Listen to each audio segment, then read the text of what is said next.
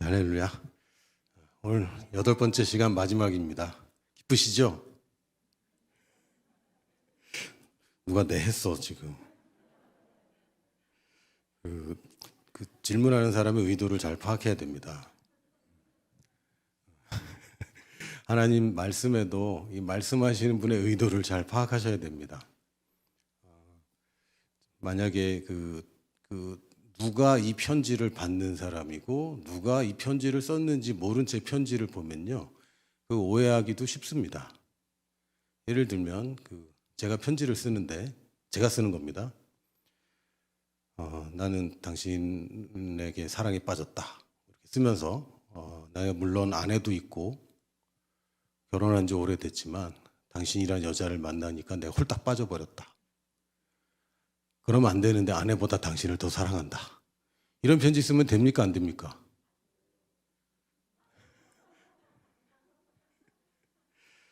너무 질문자의 의도만 이렇게 생각하셔도 안 돼요.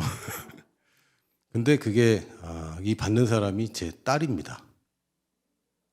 그러면 좀 그럼 진짜인지 아셨어요? 그럼 좀 이해되시죠? 물론 이제 아내를 더 사랑해야 되지만 뭐 아빠가 딸을 사랑하는 마음이 절절할 수 있거든요. 이게 누가 누구에게 썼는지 정확하게 안 보면 오해합니다. 성경을 볼 때도 구약에 너무 심취해서도 좀 곤란한 일들이 생겨요. 왜냐하면 구약의 제일 먼저의 독자는 유대인들입니다. 그렇죠. 물론 저희에게도 주신 편지이긴 맞지만 제일 먼저 이스라엘이라는 하나님의 자녀가 아니라 하나님의 종에게 쓴 편지들입니다. 이걸 제대로 잘 안 보면 마치 옛날에 적용되던 사람들, 이 사람들에게 한 얘기를 정확하게 안 보고 나한테 하는 얘기인 줄 알아요. 이것도 좀 곤란합니다. 잘 보셔야 됩니다. 또 사복음서의 독자들, 그 당시에 예수님과 함께 있었던 사람들, 거듭난 사람은 한 명도 없죠. 한 명도 없습니다. 당시에 예수님 혼자 계셨어요. 예수님이 어느 장면에서 누구에게 말씀하시는가를 헷갈리면 굉장히 이상해집니다. 저도 이제 이게 구별이 잘 안 가니까 처음에 제일 힘들었던 것 중에 하나가 뭐냐면 예수님 이름만 불러도 구원받는다면서요. 그렇게 성경이 써 있잖아요. 누구든지 주의 이름을 부르는 자는 구원을 받는다. 근데 어떤 성경 보니까 형제 보고 바보라고 욕하는 자마다 지옥불에 던져진다 이렇게 돼 있어요. 근데 마침 그날 주일이었는데 제가 진짜 형에게 욕했거든요. 이 바보야 그러고 왔는데 그날 전도사님이 형제에게 라가라고 하는 자마다 지옥불에 던져진대. 저는 어떻게 된 겁니까? 주님의 이름을 불렀는데 형의 이름은 바보라고 불렀어요. 그럼 어떻게 되는 겁니까? 이게 막 헷갈리는 거죠. 당시 예수님이 누구에게 한 얘기인지 그리고 어떤 상황이었는지를 모른 채 그냥 우리가 자꾸 이렇게 빼서 자꾸 이렇게 취하는데 성경의 전체 흐름을 생각해야지 그것과 상관없이 하면 곤란해집니다. 여러분 어떻습니까? 여러분 부자 되고 싶으세요? 가난해지고 싶으세요? 부자는 천국 못 간다면서. 어떻게 해야 됩니까? 그 부자가 천국 가는 거는 낙타가 바늘구멍 지나가는 것보다 어렵다면서요. 그게 불가능하다는 얘기입니다. 예수님이 비유로 하신 말인데 불가능하다라는 얘기를 사람들이 충격받으라고 그렇게 얘기한 거죠. 근데 어떤 경우에는 바늘구멍이 큰 낙타가 무릎 꿇고 들어가야 되는 문이다 이런 얘기도 하고 자꾸 사람들은 가능하게 만들고 싶은가 봐요. 그리고 낙타가 아니라 밧줄이다 이러면서 어차피 밧줄도 결국은 못 들어가긴 하는데 예수님은 못 간다는 얘기를 하신 거예요. 그때 사람들이 충격받았잖아요. 제자들이 그럼 누가 가냐고. 유대인들은 부자는 하나님의 축복을 받은 자라고 생각합니다. 그러니까 이 땅에서 하나님의 축복을 잘 받고 하나님을 잘 섬긴 사람이 천국을 못 가면 누가 가느냐 이렇게 질문을 할 때 예수님이 뭐라고 하셨냐면 하나님께는 방법이 있어. 지금은 얘기 못 하는데 하나님께 방법이 있어. 예수님이 살아생전에는 사실상 복음의 진짜 아주 그 정확한 복음에 관한 얘기들 많이 못 하셨습니다. 믿을 사람도 없었고 사실 아무도 안 믿었어요. 그러나 예수님이 부활하자마자 아주 그냥 훅 들어가오는 말들을 계속 하셨죠. 뭐라고 하셨습니까? 너희는 만민에게 복음을 전해라. 너는 모든 나라를 다니면서 복음을 전해라. 그 당시에는 사실 이방인에게 복음을 전하라는 얘기가 한마디도 없었습니다. 예수님이 계실 때, 살아계실 때는. 근데 죽으셨을 뿐만 아니라 부활하시고 나서야 이방을 자꾸 언급을 하셨어요. 그러니까 우리가 성경의 많은 내용들이 이방인들에 대해서는 저거 죽여야 되는 존재, 저 방해꾼들. 이렇게 표현되어 있어요. 구약 전체가 대부분이 이방을 진멸하라 이런 얘기가 더 많잖아요. 근데 이것이 마치 지금 우리에게 주신 말씀으로 오해돼서는 안 됩니다. 안 됩니다.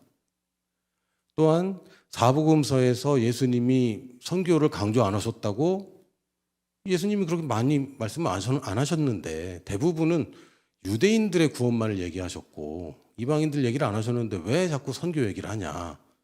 이것도 잘못 알고 있는 것입니다.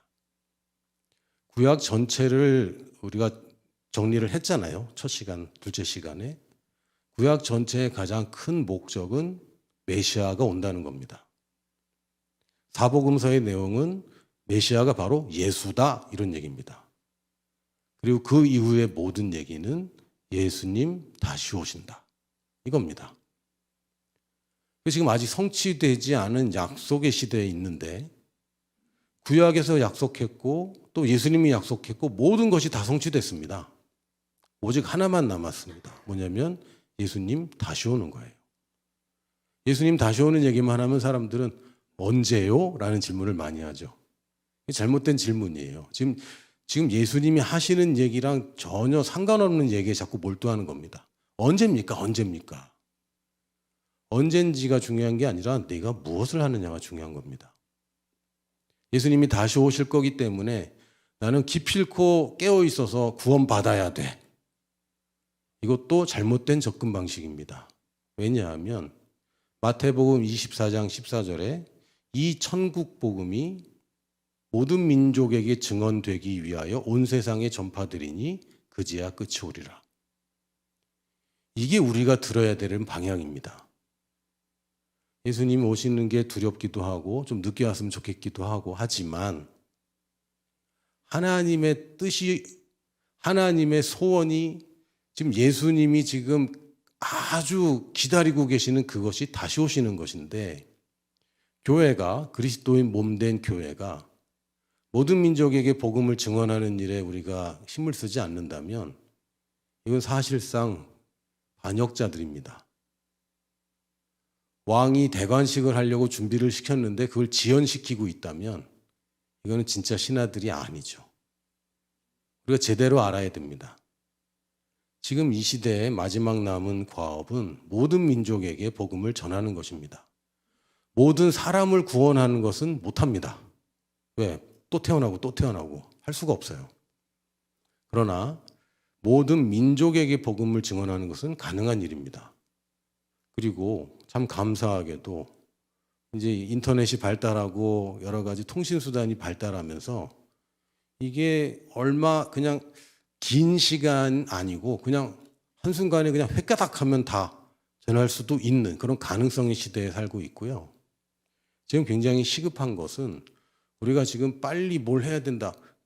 여러분이 빨리 뭘 해야지 구원받는다 이런 얘기가 아니라 지금 전 세계에 있는 그 선교단체들이 미전도 종족 숫자 카운팅하는 것을 안 하고 있습니다.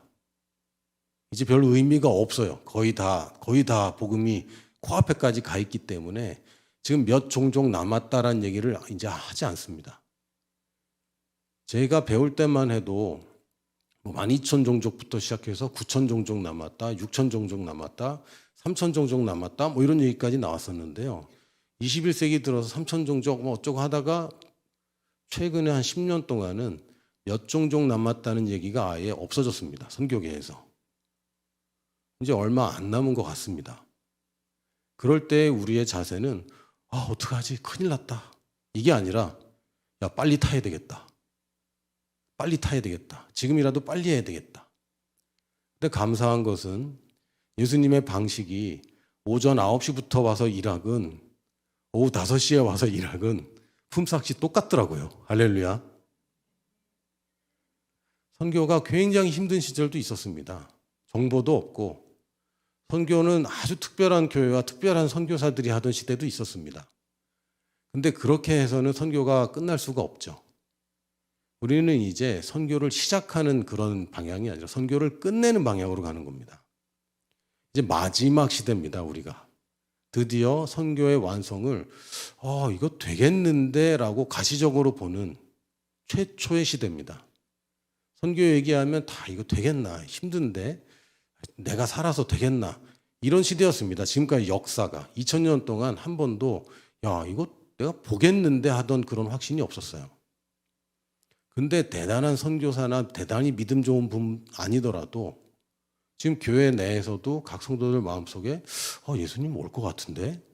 오는 거 아니야? 이제 이런 마음이 막 드는 시대가 된 것이죠. 드디어 일단 복음이 모든 민족에게 증언되는 것은 우리가 볼 수 있겠구나.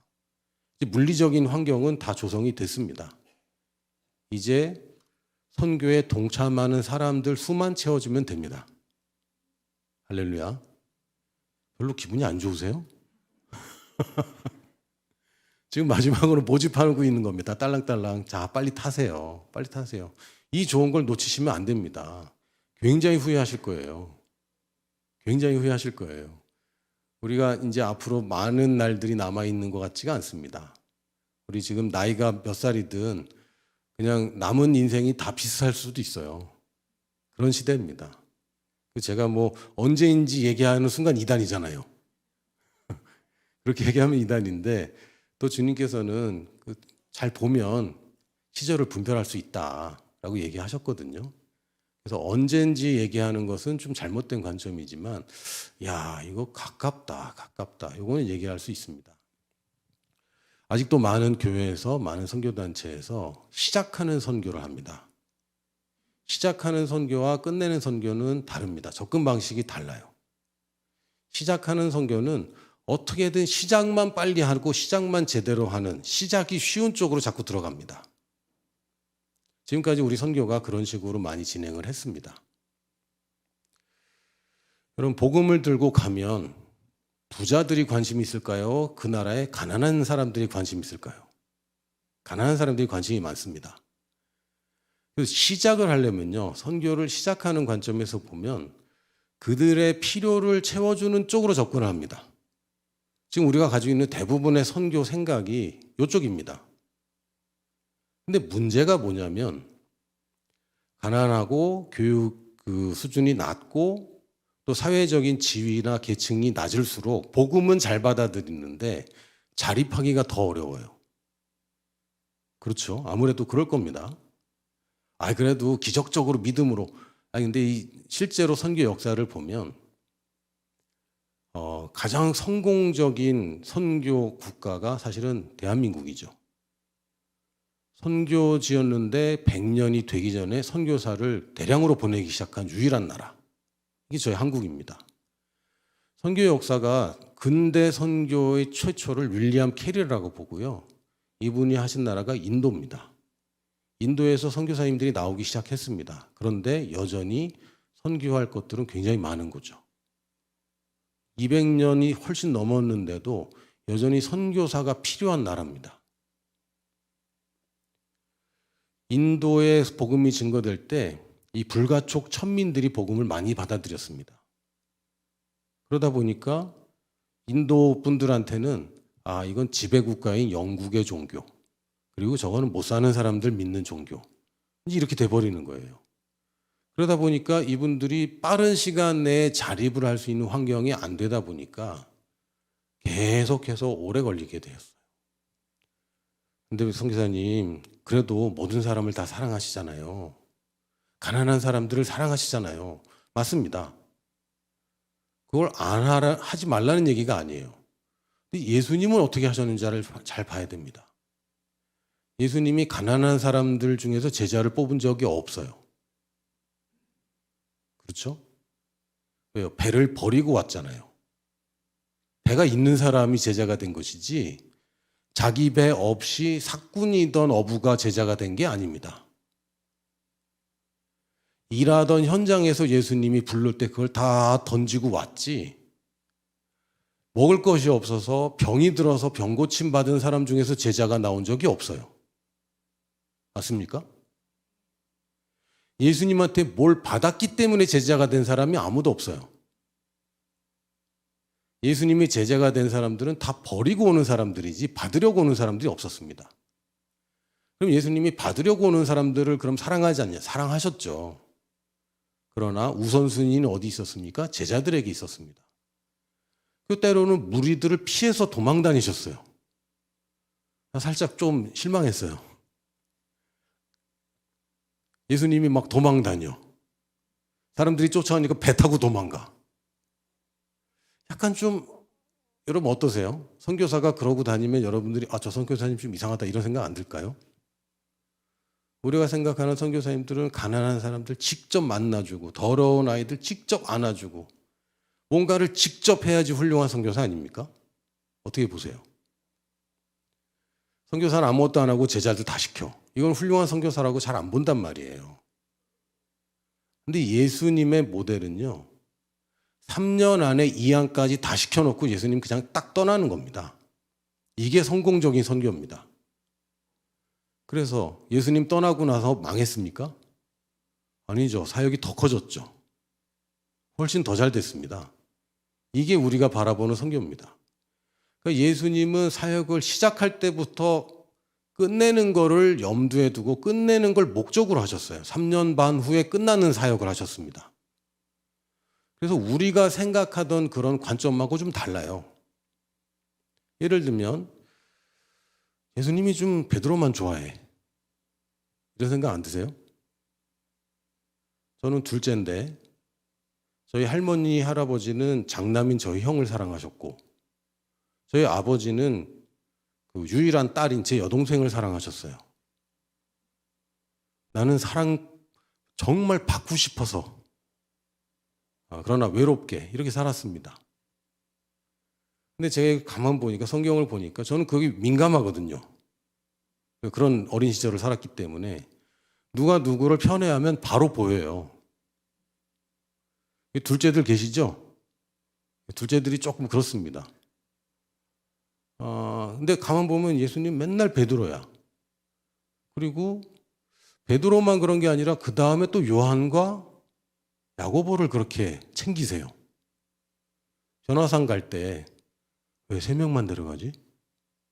12제자 뽑아놓고 예수님은 제자들도 평등하게 다 이렇게 하시지 않았어요. 그거 보면 이건 우리가 알던 그런 사역이랑 좀 다른데 여러분 어떠세요? 여기 계시지만 목사님이 저 권사님만 좋아하는 것 같아. 또는 이 집사님만 좋아하는 것 같아. 자꾸 이 집사님만 데리고 다녀. 그럼 좀 곤란하지 않습니까? 근데 예수님은 12제자들 간에 분란이 좀 있었습니다. 분란이 좀 있었어요. 엄마까지 등장해서 치맛바람 하면서 하나는 오른쪽에 하나는 왼쪽에 앉혀주세요. 그랬더니 예수님이 야 그건 내가 정하는 게 아니고 다 정해져 있어. 근데 옆에서 듣던 제자들은 막 이를 갈고 엄마까지 동원하다니 치사한 놈들 막 이러면서 실제로 그런 분란이 있었습니다. 그런데 예수님이 그걸 각오하고 그렇게 하셨어요. 왜요? 3년 반 후면은 예수님이 안 계세요. 12명이 동등하게 되면요 깨집니다. 12명이 한 명은 조기 탈락했지만 11명이 다 똑같으면요 통합하기 정말 어렵습니다. 가장 이상적이긴 해요. 그러나 지금 3년 반 만에 그 이상적인 걸 만드는 게 예수님 목적은 아니잖아요. 이 땅에 천국을 만드는 게 예수님 목적이 아니잖아요. 그 예수님은 과감하게 베드로가 뭐라 그럽니까? 이거 수석이야. 수석 제자는 베드로야. 그리고 그 다음에 요한과 야고보. 나머지 9명. 이렇게 그냥 구별을 해놓으셨어요. 예수님은 처음부터 끝내고 떠나는 걸 염두에 두셨습니다. 한국이 그래서 선교를 잘했다는 생각이, 얘기를 듣는 게, 지금도 선교사를 필요로 하는 나라는 아니지 않습니까? 한국이 부흥할 때 선교사를 통해서 부흥한 건 아니지 않습니까? 한국 목사님들을 통해서 부흥했죠. 한국 목사님들이 세운 교회를 통해서 부흥했지, 선교사님들이 교회를 세우고 목회를 하지 않았습니다. 한국에서. 바로 한국 사람들을 세웠어요. 되든 안 되든. 이게 성공의 비결이었습니다. 그러다 보니까 뭐 문제도 많았고, 지금도 예전의 문제를 해결 못하고 지금도 문제는 많습니다. 우리 문제 해결하는 게 우리의 사명이 아니에요. 선교하는 게 사명이지. 근데 한국은 이상하게 선교를 빨리 시작하는 거죠. 왜? 자립이 됐기 때문에. 끝내는 선교는요, 선교사 대신할 현지인 선교사들을 빨리 키워내는 게 목적입니다. 빨리 키워내는 것. 그래서 어떻게든 사역을 이양하는 것. 이게 끝내는 선교입니다. 시작하는 선교는 어떻게든 많은 사람에게 도움을 주는 것. 끝내는 선교는요, 외국인으로서 선교사가 하는 건 한계가 있기 때문에 현지인들을 빨리 세워서 현지인들이 빨리 자기네 불쌍한 사람들을 돕게 하는 겁니다. 이게 훨씬 빠릅니다. 결과로 보면. 지금 많은 선교지에서 한국 선교사님들 빠져나오면 그 센터든 사역들이 다 무너질 곳들이 많이 있어요. 근데 이거는 사실은 시작하는 데 집중을 한 나머지 끝내는 쪽을 굉장히 간과한 것이죠. 빨리 끝내는 것이, 선교사가 빨리 이양하고 철수하는 것이 성공입니다. 예전에는 저희들이 선교사가 그 현장에 뼈를 묻는 것, 이게 굉장히 존경스러운 모습이었어요. 근데 아닙니다. 선교사가 빨리 현지인들한테 이양을 하고 빠져나오면 이게 성공입니다. 이 성공의 이 잣대가 달라졌어요. 선교사가 가서 뭔가 사역을 하고 사역을 시작하고 나서 제자를 찾으면요, 쉽지 않습니다. 사역에 매몰돼 버려요. 뭐 선교지마다 굉장한 편차가 있기 때문에 제가 일반화시켜서 다 싸잡아서 얘기할 수는 없지만, 예를 들어 학교 사역을 한다. 특히 그 보안 지역에서 학교 사역을 한다. 그러면 학생들한테 복음 못 전합니다. 복음 전하면 애들이 엄마한테 가서 얘기하고요. 그러면 바로 신고당해서 학교 폐쇄돼요. 그럼 학교를 세웠는데 폐쇄시키고 나오면 안 되잖아요. 그러니까 복음 못 전합니다. 교사들한테 복음 전해야 된다. 교사들한테 복음 전하는 거 해보셨습니까? 쉽지 않습니다. 이 친구들은 신고 안 할까요? 신고합니다. 이게 보통 어려운 게 아니에요. 근데 성경을 가만 보면요, 우리의 접근 방식이 좀 달라져야 되는데, 여러분이 크리스찬으로서 사는 것과 사역적으로 제자를 삼는 것은 다릅니다. 이걸 짬뽕 시켜놓으니까 막 헷갈리는 거죠. 개념이 좀 다릅니다. 개념이. 먼저 여러분이 크리스찬으로 사는 것은 내가 복음을 전했는데도 안 듣는 사람, 이 사람들에게도 계속 기회를 주고 계속 섬기는 것입니다. 오래 걸릴 사람도 내가 잘 섬기는 거예요. 이게 크리스찬으로 당연히 그렇게 사는 것입니다. 제자를 삼는다는 것은, 특히 선교지에서 제자를 삼는다는 것은 이미 예비되어 있는 사람을 만나는 겁니다. 이 두 가지 개념이 다릅니다. 선교사가 선교지에 가서 그래도 친해지고 사랑을 베풀고 참 돌봐줘서 그래서 제자 나오는 거 아닙니다. 선교지에서 제자는 갔는데 몇 번 얘기했는데 벌써 예비되어 있는 게 발견이 되는 거죠. 이 사람들로 하여금 크리스찬의 삶을 잘 살도록 해주는 게 사실은 올바른 선교입니다. 그 차이를 잘 구별하셔야 됩니다. 여러분의 삶도 마찬가지예요. 저도 교회에서 그 전도 대상자 적어내라 그러면 사람들이 누굴 적어내냐면 1년에 한 번 명절 때 만나는 친척 중에 구원받을 사람, 이렇게 적어냅니다. 그거 계속 기도하셔야 됩니다. 계속 기도하셔야 돼요. 저희 집안도 제가 말씀드렸죠. 저희 이웃에 살던 택시기사 가정이 3년을 기도해서 저희가 구원받았습니다. 그런 거 하는 겁니다. 당연히 하셔야 됩니다. 그런데 내가 지금 제자를 삼는다는 것은요, 예비된 사람을 만나는 거예요. 예비된 사람이 분명히 있습니다. 그 사람을 만나면 그 사람은 이미 예비되어 있기 때문에 그냥 만나서 뭐 한 달, 두 달, 뭐 1년 가지 않고 이 사람이 이걸 듣겠구나라는 게 옵니다. 이 촉이 와요. 이 사람 예비됐구나.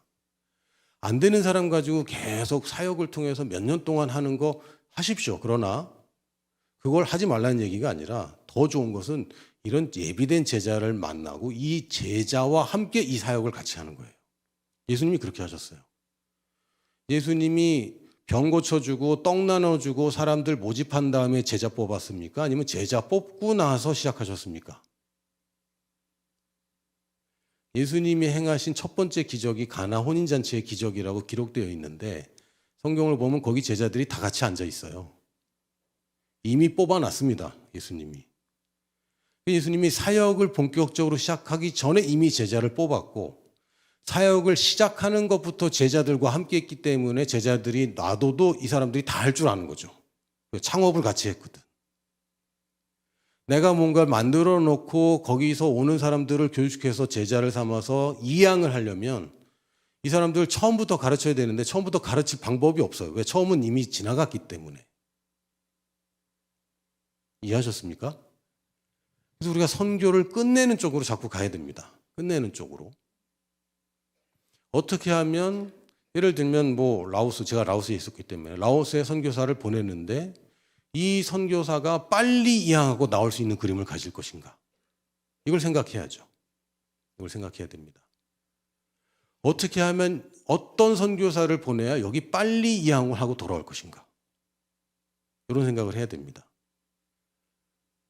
근데 안타깝게도 지금도 많은 교회와 많은 선교단체에서 시작하는 선교를 계속 얘기하고 있습니다. 여러분도 뭐 보시면 일단 뭐 PPT나 어떤 동영상 보면 아이들 나와줘야 되고 좀 헐벗은 아이들 나와야 되고 맨발의 아이들 나와야 되고 이러면 마음이 동하잖아요. 근데 잘 차려입고 나보다 더 잘 사는 것 같은 제자들 막 나와. 제자들이 벤츠 타고 있는 모습 막 나오고 그럼 여러분이 저건 내가 뭐 굳이 뭐 후원 뭐 기도 뭐 하고 싶지 않은데 이러지 않습니까? 이 발상을 바꾸셔야 돼요. 발상을. 여러분이 하는 일들은 여러분이 천국에 투자한다고 생각하시면 딱 맞습니다. 내가 지금 선교를 하는 것은 불쌍한 사람 도와주고 내가 희생되는 것이 아니라 하나님이 원하는 거고 이건 되는 게임이기 때문에 나는 여기 참여할 거고 그랬을 때 하나님이 보상까지 충분하게 약속을 하셨습니다. 그 약속을 믿는 것을 잘한다고 칭찬하셨어요. 상 주시는 이심을 믿어야 할지니라. 할렐루야. 그러니까 상을 바라고 하는 거는 좀 아니요. 상 준다는 걸 믿는 게 진짜 믿음이라고 하셨어요. 성경에. 그러면 그 상을 바라보고 할 때에 여러분 어떻습니까? 그 정말 잘 안 되는 회사들에 투자하세요? 아니면 잘 되는 회사에 투자하세요? 그렇죠. 그게 상식입니다. 지금 제가 말씀드리는 거는 사역지가 잘 되는 사역지에 투자하라는 얘기가 아닙니다. 잘 되는 사역지 이미 다 되어 있는데 투자하라는 얘기가 아닙니다. 여러분 이제 신규 비즈니스에 이제 투자를 해야 돼. 이런 얘기 하면 좀 이상하네. 자꾸 투자 유치하는 것 같은 느낌이지. 빨리 이양할 곳에 투자를 하셔야 돼요. 잘 될 곳에 하셔야 돼요. 잘 될 곳에. 여러분이 처음으로 큰 몫을 차지할 곳에 하셔야 됩니다. 저는 둘째로 태어나서 1등 되는 게 그렇게 소망이었어요. 1등 하고 싶은데 실력이 안 되니까 1등 못 하잖아요. 근데 실력 있고 잘해야지만 1등이 아니라 최초면 무조건 1등이에요. 최초면. 제가 교복 입고 다니는 얘기 했나요? 그래요? 라오스랑 뭐 베트남, 태국 이런 나라들의 특징이요. 대학교에 가면 교복을 입습니다. 제가 30대 중반에 이제 라오스에 갔는데 제가 대학에 가서 공부를 했거든요. 교복을 입고 다녔습니다. 너무 창피한 거예요. 제가 두 가지가 창피했는데 첫 번째는 교복 입고 가는 게 너무 그렇게 창피하더라고요. 별거 아닌 것 같지만 여러분들이 지금 교복 입는다고 생각해 보세요.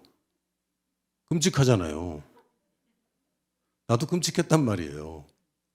두 번째는 라오스 억양. 사바이디 하면 안 된다고. 사바이디 이렇게 해야 되는데 이건 내시도 아니고 이방도 아니고 참 그게 저를 굉장히 불편하게 했었어요. 이 문화적인 차이가 힘들더라고요. 근데 교복을 입고 다니는데 교복 입은 게 창피해서 학교에 오토바이 타고 갔다가 딴 데 안 가요. 왜? 교복 입은 채 딴 데 안 가. 절대 안 가. 집으로 와서 갈아입고 가야 되는 거예요. 교복 입는 게 창피하니까. 근데 라오스의 우체국은 재미있는 게 우체부가 없습니다. 전화를 해줘요. 너 뭐 왔다고. 그럼 전화 받고 가서 찾아가는 거예요. 괜찮죠? 그것도. 그 주소가 없어도 돼요. 전화번호만 있으면 돼. 전화번호를 이렇게 해주면 전화 받고 가는데 가면은 소포를 한국에서 소포를 받으면 이 관세, 뭐 세금 뭐 이런 걸로 저 계속 시비를 거는 거예요. 물건을 열어보라 해서 열어보면 여기 새거 뭐 나오면 아니 새거기 때문에 세금 내야 된다고. 자꾸 그래요. 그러면 얼마냐? 그러면 얼마 안 되는 돈인데 뭐 1,000원, 2,000원 뭐 많으면 막 5,000원 뭐 이렇게 요구를 해요. 그럼 낼게 그러면 여기서는 안 된대. 저 시내에 가서 딴 데 그 뭐죠? 세무서 가서 내야 된대. 근데 세무서 가면 담당자 없이 또 뺑뺑 돌려요. 근데 이거 음식들 갖고 오면 이거 빨리 가져가야 되잖아요. 그럼 여기서 내면 안 돼? 그러면 아 여기서 내도 되는데 영수증은 못 줘. 이렇게 얘기합니다.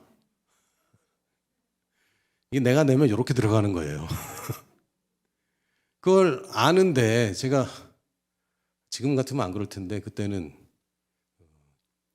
그 타협하지 않기로 결정을 했기 때문에 뇌물을 안 줘야 되니까 우체국에서 전화 오면 스트레스 받는 거죠.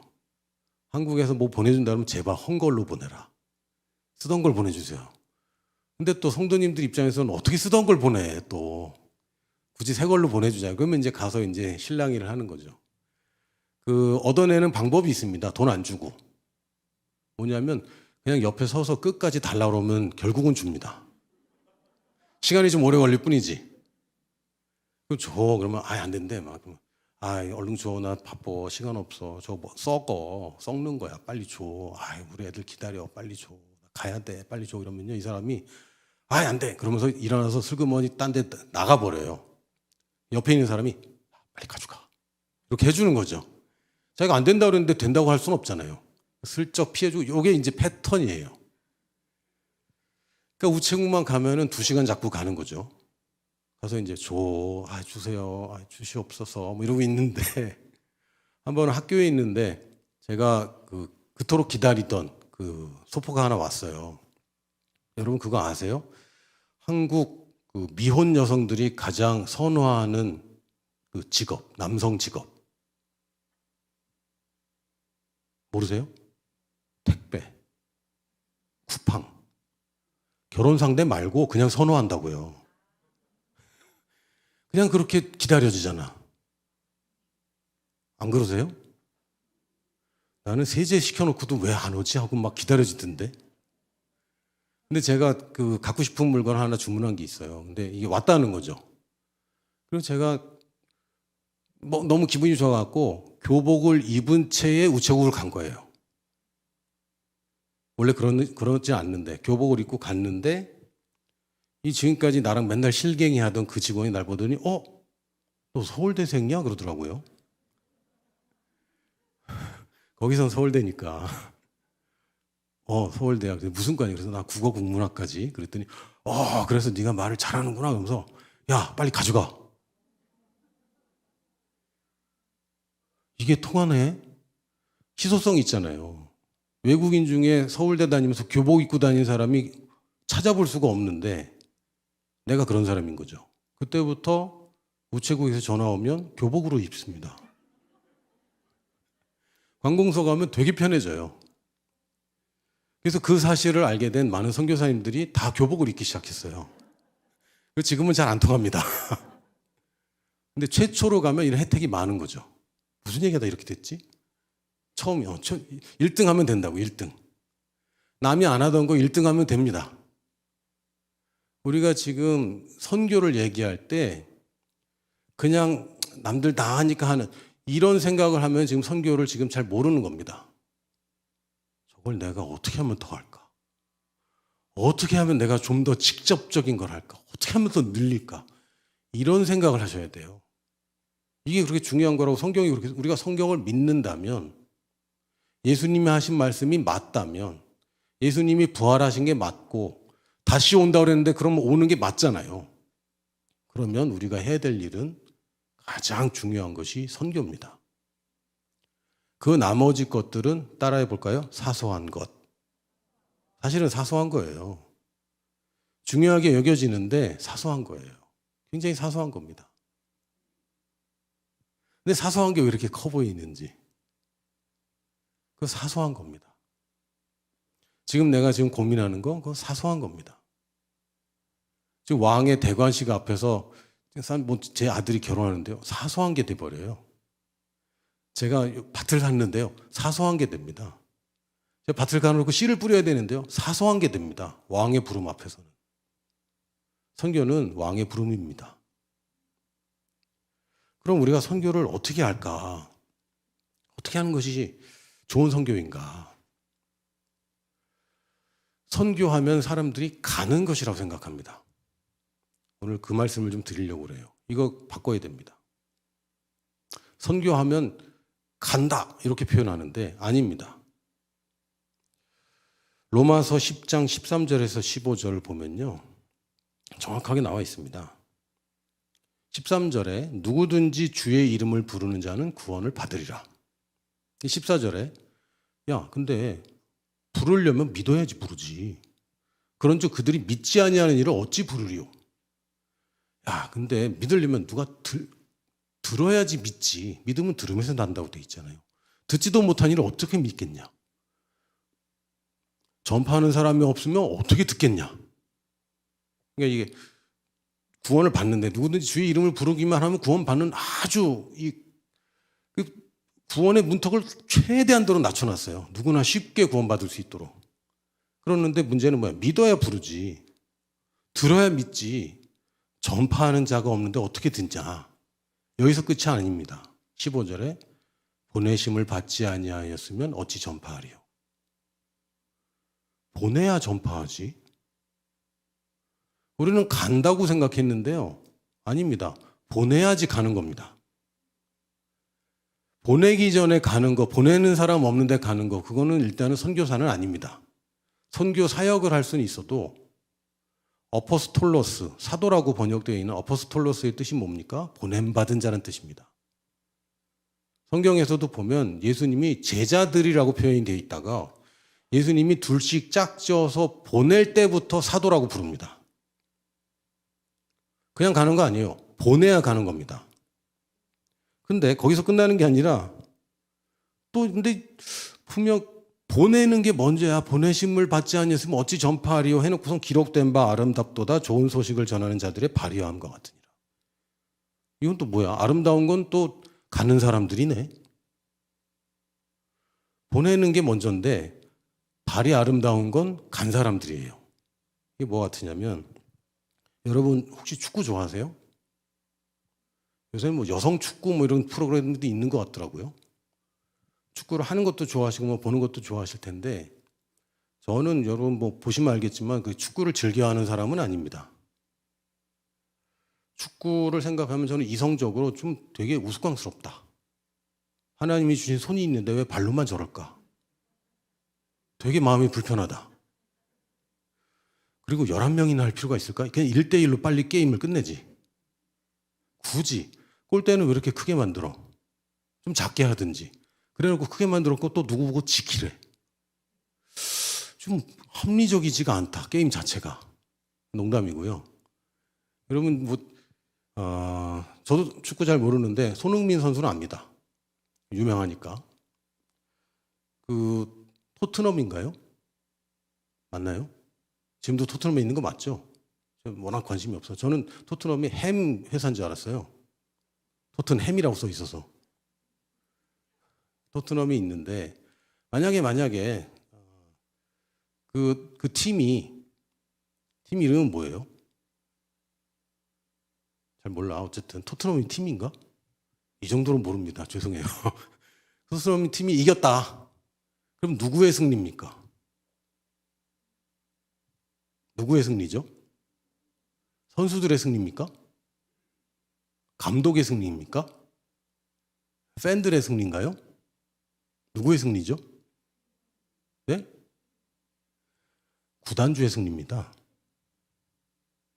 구단주가 이긴 거예요. 왜요?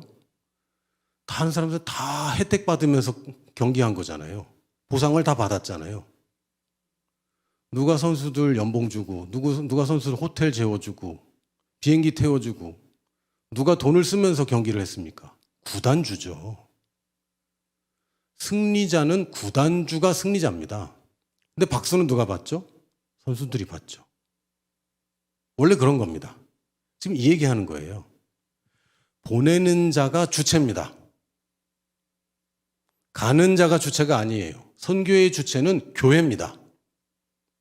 선교사가 주체가 아닙니다. 교회가 주체입니다. 그러나 누가 뛰죠? 선교사가 뛸 뿐이에요. 그럼 박수 받는 건 선교사가 받을 수 있어요. 그러나 보내는 것이 먼저이고 보내는 일을 하지 않으면 선교는 시작되지도 않습니다. 제가 그 선교사가 되게 된 그 원흉에 대해서 잠깐 말씀드렸죠. 이모 권사님이신데 눈치 없이 제가 선교지 갈 수 있는 그 항공권을 마련해 주시는 바람에 제가 결국 선교사로 헌신하게 됐습니다. 재미있는 일은요. 이 권사님 이제 딸, 아들 이렇게 남매가 있으셨고 저랑 뭐 다 아는 사이입니다. 개척교회 아주 뭐 30명도 안 될 때부터 같이 있었던 사이이기 때문에 잘 압니다. 근데 이 권사님한테 조금 그 고민거리가 하나 있었어요. 왜냐면 사위입니다. 사위가 굉장히 똑똑하고 학벌도 좋으시고 미국에서 유학하다 오셨고 굉장히 잘 나가고 얼굴도 잘생기셨어요. 그리고 키도 좀 크시고 소위 말하는 굉장히 멋있는 남자가 볼 때 굉장히 멋있는 그런 분이셨는데 저보다 한 3살인가 4살인가 좀 많으세요. 그 사위 되시는 분이. 그분은 교회에 가끔 보입니다. 매주 오는데 보기는 가끔 보여요. 매주 와서 부인과 자녀들을 태워다 줘놓고 자기는 안 들어오는. 여기도 좀 그런 분 계실 것 같은데 여기는 안 계시겠지만 교회에 그런 분들 있잖아요. 근데 어쩔 때는 가끔 올라오는데 좀 무서운 형님이에요. 저는 누군지 아는데 그분은 내가 누군지 잘 모르죠. 얼굴은 알고 뭐 그런 형님이었어요. 짧게 말씀드리면 제가 예전에 청소년들을 전도를 했던 거 말씀드렸을 거예요. 학교 앞에 가서 프락치를 삼아갖고 네가 친구들 데려와 뭐 이런 식을 작년들을 한번 해봐야 되겠다 해서 비즈니스맨들 중심으로 그걸 좀 해봤습니다. 그리고 지금도 하고 있어요. 7년째 그런 모임을 하고 있습니다. 그래서 어른들이 코로나 때문에 지금 뭐 오프라인 모임을 잘 못하는데 코로나 전만 해도 강남에 있는 호텔의 지하 식당 중에 방 하나를 빌려요. 그러면 이제 몇 시에 모이냐면 목요일 날 아침 7시에 모입니다. 아침 7시에 말씀 들으러 오는 거예요. 그럼 이제 밥 같이 먹고 그다음에 말씀 듣고 그러고 가는 모임입니다. 별거 아니에요. 그리고 식사비는 누가 내느냐? 자기들이 내죠. 그런 모임입니다. 근데 사람들이 와요. 복음을 들으면 사람들이 변하고요. 변한 사람들이 사람을 데려와요. 근데 어느 날 이 형님이 그 모임에 온 거예요. 난 초대 안 했거든요. 나는 불편해 그 형님. 사진을 띄워주고 싶다. 좀 지금은 친하니까 그런데 그 형님이 온 거예요. 뭐 갈급한 게 뭐 있으니까 왔겠죠. 누가 초청해서 자꾸 사람들이 오라고 그러니까 그냥 어쩔 수 없이 온 거예요. 그날 주제가 뭐였냐면 사실은 선교였습니다. 그날 제가 준비한 말씀이 제가 여러분 책 나눠드린 거 있잖아. IAM이라고. 그 내용이었어요. 그 내용을 얘기를 했습니다. 그랬더니 이분이 이러고 있다가 눈이 점점 커지면서 이렇게 되더라고요. 그랬더니 끝나고 나서 소감이 어때요? 하고 사람들이 물어보니까 자기는 이런 말씀 처음 들어봤다 이러면서 자기는 이 모임에 계속 나오겠다. 그래서 지금 모임의 중심이세요. 왜 이런 얘기를 하냐면요. 여러분 희생하는 거 아닙니다. 여러분이 하나님의 일을 하면 하나님이 여러분의 일을 하기 시작해요. 그게 훨씬 좋습니다. 그래서 그 사위 되시는 그 형님이 그 권사님의 사위잖아요. 그 형님이 저희 모임에서 중심입니다. 그 형님이 전도한 사람이 한 두세 명 더 있어요. 아주 사람이 완전 변했어요. 좀 재밌죠? 권사님은 나를 선교사로 만들어 버렸고 나는 그분을 또 전도하고 이렇게 돌아가는 거예요. 왜 이런 말씀 드리냐면요. 보내는 일은 하나님이 굉장히 기뻐하시는 일입니다. 선교 그러면 나는 늦었어. 나는 못 가. 선교사님이나 잘하는 거지. 나는 그냥 동참하는 거야. 아니라고요. 그런 게 아닙니다. 하나님이 꼭 저 세상에 가서야만 복 주는 게 아니라 이 세상에서도 하나님이 복을 주십니다. 하나님이 원하는 걸 하는데 어떻게 안 될 수가 있어요. 하나님은 빚 지고 못 사는 분 아닙니까? 우리 보고 사랑의 빚 외에는 지지 말라면서요. 근데 그분은 빚을 져? 그럴 수 없죠. 그럴 수 없죠. 우리 하나님의 나라를 위해서 뭔가를 하면 다른 것들은 다 따라오게 되어 있습니다. 자, 다시 본문으로 돌아가서 아름답도다 좋은 소식을 전하는 자들의 발이요. 근데 발 얘기를 합니다. 보냈는데 아름다운 건 발이야. 이렇게 얘기하는데 이건 이제 사도 바울이 쓴 얘기고 예수님께서도 이 얘기를 하신 게 아니라 이 장면을 직접 보여주신 장면이 있습니다. 뭐냐면 제자들의 발을 씻어주셨죠. 요한복음 13장 12절부터 17절을 보면 그들의 발을 씻으신 후에 옷을 입으시고 다시 앉아 그들에게 이르시되 내가 너에게 행한 것을 너희가 아느냐? 너희가 나를 선생이라 또는 주라 하니 너희 말이 옳도다. 내가 그러하다. 예수님 평소에는 주님 막 이러면 그러지 하지 말아라. 선생님 그럼 왜 선생이라고 부르냐 뭐 이러셨거든요. 근데 여기서는 스스로 내가 주잖아. 내가 주님이잖아. 큐리어스라는 단어는 황제랑 동급인 단어입니다. 황제도 주라고 표현하잖아요. 큐리어스라는 단어 쓰는데 내가 주인님이지 내가 너희들 선생이잖아. 그러면서 얘기를 하세요. 평소 예수님 태도랑 조금 다릅니다. 내가 그러하다. 내가 주와 또는 선생이 되어 너희 발을 씻었으니 너희도 서로 발을 씻어주는 것이 옳으니라. 여기서 끝내면 안 됩니다. 계속 읽으셔야 돼요. 그 다음에 뭐라고 되어 있습니까? 내가 너희에게 행한 것 같이 너희도 행하게 하려 본을 보였노라. 여기서 끝내도 아닙니다. 계속 내가 진실로 진실로 너희에게 이르노니.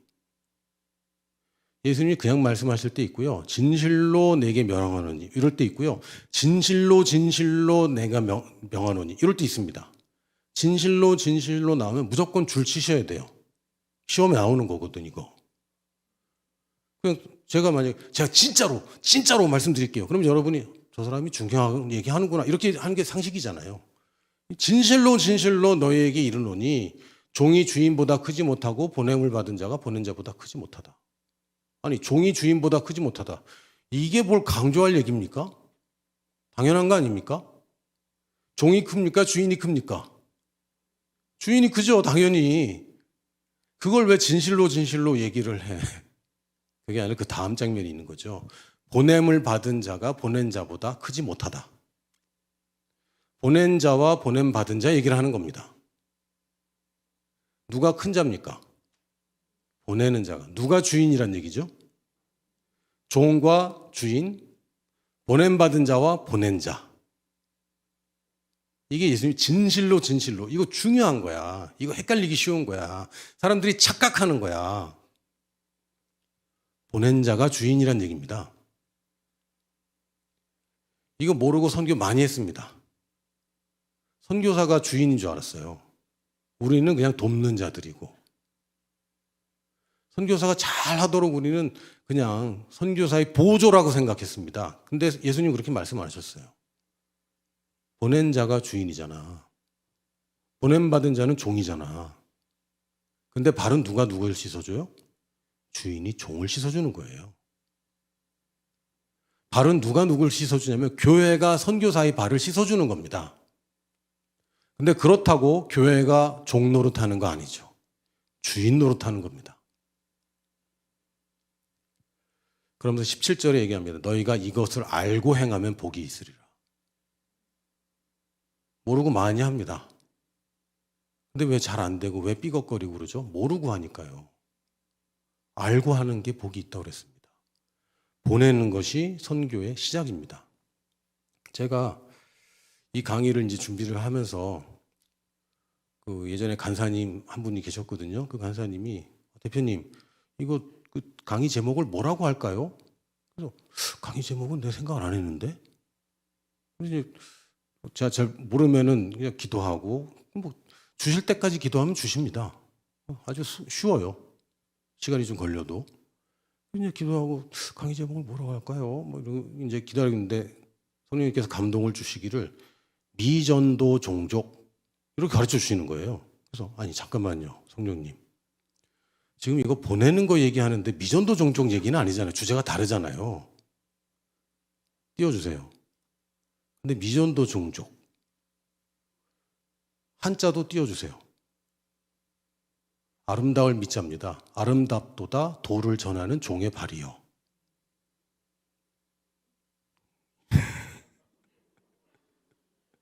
한자를 잘 모르시나 봐요. 아름다울 미자, 전할 전자, 길도자, 종, 하인 종, 족, 발족자. 아름답도다 도를 전하는 종의 발이요. 우리 성령님이 얼마나 유머러스 하신지 제가 너무 행복했어요. 야, 딱 내가 원하는 바로 그 스타일. 나 이런 거 너무 좋아하거든요. 이런 거 가르쳐 주죠. 선교를 보내는 자가 주인입니다. 주인이 종보다 모를 수 있어요. 그렇죠? 당연히 그럴 수 있습니다. 그러나 책임은 누가 집니까? 주인이 지는 거예요. 종이 농사를 더 잘 짓고 종이 가축을 더 잘 키우고 종이 더 잘합니다. 그러나 그거를 다 책임지고 돌보고 종의 발을 씻겨주는 게 주인입니다. 근데 이게 한국 교회 많은 교회에서 이걸 거꾸로 생각하고 있어요. 선교사가 선교의 주체고 우리는 그냥 도와주는 거야. 근데 또 한편으로는 도와준다고 하면서 선교지를 조종하고 싶어하고 이거는 주인 노릇을 거꾸로 하는 거죠. 거꾸로 하고 있습니다. 그렇게 해서는 안 되고 선교의 주체는 교회이고 물론 종들이 자꾸 종이라니까 죄송합니다. 선교사님들 죄송해요. 종들이 나보다 더 잘 알고 더 하지만 그래도 내가 주체인 것은 변함이 없습니다. 그래서 왜 선교를 배워야 됩니까? 나도 알아야죠. 주인이 모르고 있으면 사고 난단 말이에요. 주인이 모르면 자꾸 오해 생긴단 말이에요. 주인이 모른 채로 종들한테만 맡겨놓으면 이걸 주인이 책임질 수가 없지 않습니까? 그래서 교회가 선교를 배워야 됩니다. 여러분 잘 오신 거예요. 저는 뭐 선교위원도 아닌데 여러분 선교 안 하실 거예요? 하시려면 배워야죠. 배우고 확실한 데 쫙 거해 계셔야죠. 그래야 올바로 보내고 보내는 자의 위치에서 올바른 선교를 하게 됩니다. 세 가지를 보내는 겁니다. 아주 단순화시키겠습니다. 세 가지. 자, 죄를 보내자. 세 가지입니다. 세 가지 죄입니다. 근데 발음을 잘 들으셔야 돼요. 죄가 있고 죄가 있고 지가 있습니다. 이 세 가지를 보내면 이게 보내는 선교다라고 생각하시면 됩니다. 첫 번째 죄는요. 내가 누구 쳐다보면 또 죄는요. 사람입니다. 교회가 사람을 키워서 보내는 겁니다. 사람을 키워서 교회를 섬기도록 쓰는 게 아니고 사람을 키워서 보내는 겁니다. 할렐루야. 여러분, 아이가 장성하면 집안일 시킵니까? 취직시킵니까? 그렇죠. 근데 우리 딸은 너무 유능해. 너무 똑똑하고 말도 잘하고 너무 유능해서 너는 집안일을 해야 돼. 그런 사람 있어요? 이상한 겁니다. 근데 교회는 그렇게 해요. 교회는 훌륭한 사람들을 내보내기 싫어해요. 뭐 직장, 뭐 회사도 그렇겠지만. 근데 이거는 개념을 좀 바꿔줘야 됩니다. 우리 교회는 선교가 예수님이 마지막 원하는 그 사명이고, 교회가 그리스도의 몸 된 교회가 그리스도의 몸이 머리가 원하는 걸 하지 않는 몸은 이상한 몸인 것이고, 그럼 우리도 방향성은, 최종적인 방향성은 하는 일은 굉장히 다양하고 많습니다. 그러나 목적이 뭡니까? 모든 민족에게 복음 증언하는 거. 이게 우리의 목적입니다. 그럼 거기에 걸맞도록 우선순위가 뭐가 돼야 되냐면 인재를 잘 키워서 보내는 거예요. 지난주에 제가 말씀드렸잖아요. 제가 가겠습니다. 가장 가능성이 높고 가장 빨리 갈 수 있는 사람, 그리고 가서 가장 빨리 돌아올 수 있는 사람, 중간 포기 말고 빨리 이양하고 돌아올 수 있는 사람, 이런 사람들을 콕 찍어서 기도하기 시작하는 겁니다. 하나님, 저 친구가 갈 때 제가 비행기 값은 제가 모으겠습니다. 하나님, 저 친구를 축복합니다. 좋은 선교사감으로 자라게 하시고, 아직 배필이 없다면 배필도 선교사감으로 만나게 해주시고, 선교의 열망이 뜨겁게 해주시고, 좋은 선생 만나게 해주시고, 좋은 멘토 만나게 해주시고, 선교지를 잘 찾아갈 수 있도록 여러분이 기도하기 시작하는 겁니다. 그럼 여러분이 주인 되는 거예요. 누가 시켜서 하는 게 아니라 내가 시작하면 내가 주인 되는 겁니다. 교회에서 뭘 하니까 그래 나도 동참해야지, 요 수준에서 벗어나서 여러분이 사람들을 키우는 일에 여러분이 투자할 수 있습니다. 사람을 키우지 않으면 보낼 사람이 없어요. 사람을 키우지 않으면 다 갓난아기부터 시작하는 거죠. 오늘도 저희 애들이 3호, 4호가 딸 둘인데 오늘도 또다시 키를 재달래. 거의 매일 잽니다. 제가 문 옆에 자를 붙여놨어요. 자꾸 재달라고 그래서 아예 붙여놓고요. 계속 재줍니다. 어제와 오늘이 다를까요? 안 다르죠. 6개월 전과는 완전 달라요. 완전 달라요. 아직 초등학생들인데 이만큼씩 커요. 달라요. 애기였는데 아니에요. 우리가 교회, 특히 교회에 뭐 오래 다니고 막 이럴수록, 어릴 때부터 있을수록 어릴 때 사고치고 어릴 때 잘못하는 거 다 보이잖아요. 그런 거 보면 보낼 사람이 없을 것 같은데 아니죠. 그런 게 아니에요. 된다. 저 사람이 훈련받아서 갈 것이다. 또 지금은요, 여러분 실버 미션이 굉장히 각광받고 있습니다. 지금 선교 단체들마다 선교사 후보생들이 50대 이상이 더 많아요. 50대 미만보다 50대 이상이 더 많습니다. 지금 이분들이 할 일들이 꽤 많아졌습니다. 선교 현장에서도 잘하는 분들이 많아지고 있어요. 지금 청년들만 노릴 게 아닌 거죠. 자, 이제 좀 불안해집니다. 혹시 나를 누가 또 그럼 이제 더 기도하시면 기도 센 사람이 보내는 거죠. 할렐루야. 보내는데 사람을 일단 키워야 됩니다. 교회가 키워야 되고 보낼 사람을 키워야 되는 거. 할렐루야. 그리고 두 번째 재는 재물입니다. 돈이 선교에 정말 중요한가? 중요합니다. 예수님이 하신 일 중에 가장 많은 일이 치유가 제일 많이 기록되어 있습니다. 하신 역사 중에. 그리고 예수님이 가르친 그 주제 중에 돈 얘기가 제일 많습니다. 실제로는 그렇습니다. 우리가 믿는 이 도가, 이 복음이 그냥 죽어서 천국 가고 이 땅에서는 아무 해결책 없고 뭐 이런 게 아니지 않습니까? 우리가 가장 중요한 경제 생활에서도 하나님의 가르침이 있는 것이고요. 또한 이 돈이 없으면 선교는 불가능해집니다. 그러니까 누구의 돈이냐에 따라 달라지겠지만 선교사가 가면 제일 먼저 언어 배우고 또 적응을 해야 됩니다. 근데 이분들이 언어를 배울 틈 없이 바로 생업으로 나가면요. 언어를 못 배워요. 그럼 어떻게 되느냐? 제자를 못 키우죠. 그래서 우리가 선교사들이 선교지에 가면 최소 2년은 사역을 하지 말라고 합니다. 언어만 공부해라. 집중해서 배우도록. 다른 데 신경 쓰지 말고 당신한테 묻지도 따지지도 않고 2년은 준다.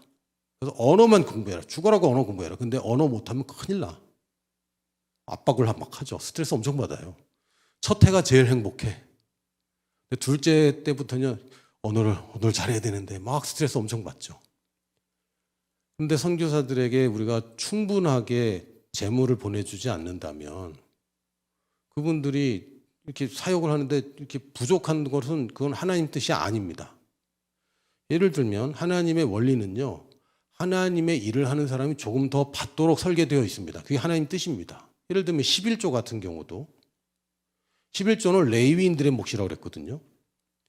11지파가 10분의 1씩 헌금을 하면요. 레위 지파가 받는 수입은 다른 지파보다 10%가 많도록 되어 있습니다. 계산해 보면 그렇잖아요. 그냥 수치적으로만 계산하면. 이게 원래 하나님 뜻입니다. 하나님이 단지 내가 사역을 하지 않는 어떤 한 사람과 사역을 하기 때문에 더 추가로 재정이 필요한 이 사람과 누구에게 더 재물이 공급돼야 됩니까? 사역을 하는 사람한테 더 공급돼야 여기서 제자가 또 나오고 여기서 또 교회가 생기고 이런 일들이 벌어지는 거죠. 그래서 돈을 보내는 것은 굉장히 중요합니다. 그리고 선교지에 돈이 이제 끊어지면요. 굉장히 어려워집니다. 실제로 그런 일들이 이제 점점 많이 생길 텐데 지금 선교 단체들마다 지금 고민이 굉장히 많아요. 왜냐하면 교회 성도 수가 줄었거든요. 교회 헌금들이 줄기 시작했습니다. 원래 뭐 일반적으로 그렇다는 얘기입니다. 그러다 보니까 선교사님들 그 현지 물가는 꾸준히 오르고 있는데 후원금은 꾸준히 줄고 있죠. 위기입니다. 아마 이제 2, 3년 내로 굉장히 큰 그 철수들이 생길 가능성이 꽤 있다.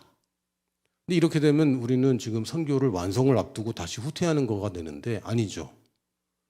여러분들이 지금 할 수 있는 돈으로 불의의 친구를 사라 그랬는데 불의한 재물로 친구를 사라 그랬는데 죄송합니다. 이거 편집해 주세요. 불의의 친구를 사귀면 안 되지. 불의의 재물로 친구를 사귀라고 돼 있잖아요. 불의의 재물로 친구한테 사주란 얘기 아닙니다. 친구 아닌 사람들 친구로 삼으란 얘기고 뭐가 불의한 재물입니까? 내 돈 아닌 건 다 불의한 재물입니다. 제가 제 돈은 여러분한테 줘도 돼요. 왜? 내 돈이니까 내 마음대로 하지. 남의 돈을 주면 됩니까? 안 됩니다. 내가 내 마음대로 쓸 수 있는 재물은 의로운 재물이고요. 내 것이 아니기 때문에 내 마음대로 못 쓰는 재물은 불의한 재물입니다. 그러면 우리가 가진 돈은 다 불의한 재물이죠. 여러분 못 갖고 가는 재물 아닙니까? 여러분 혹시 돈 있는 분들 한 분 쫙 돈 펴보세요. 이 지폐 누구 건지 아세요? 한국은행 총재 겁니다. 그 사람 도장 찍혀 있어요. 그래서 이거 찢으면 안 돼요. 내 돈인데 태워도 되죠? 안 돼요. 왜? 지폐의 소유자가 한국은행이에요. 나는 그냥 이걸 사용할 수 있을 뿐입니다. 소유가 안 돼요. 소유 안 됩니다. 재물이 우리가 소유할 수 없어요. 소유할 수 없어요. 다 두고 가는 겁니다. 이 땅에 있을 때 사용할 수 있는 권리만 갖고 있다가 어디다 사용하는지만 내가 결정할 뿐이지 소유는 안 됩니다. 이게 재물이에요. 뭐 다른 분들이 뭐 3T라고 얘기해요. Treasure, Time, Talent. 이거 다 내 거 아니에요. 다 내 거 아니에요. 시간이 내 거면 참 좋겠어요. 멈춰. 뒤로 돌려. 안 되잖아. 사용할 수만 있어요.